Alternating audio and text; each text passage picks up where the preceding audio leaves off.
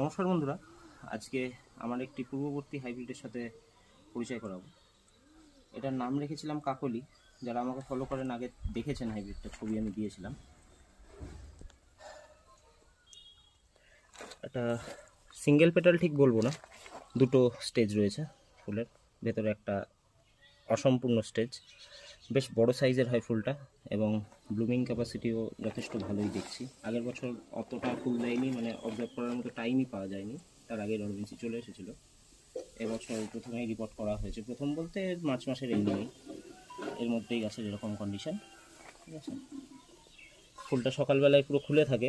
Single petal আইডির একটা স্বভাব রয়েছে যে বেলা হলে আস্তে আস্তে আবার বুঝতে লাগে, আবার সেকেন্ড ডেতে পুরো খুলে থাকে। ঠিক আছে, দেখা যাক আরও অবজারভেশনে থাকার পরে যদি মনে হয় মার্কেটে নামানো যাবে তখন নামানো হবে। ঠিক আছে, আজকের মতো এটুকুই, দেখা হবে।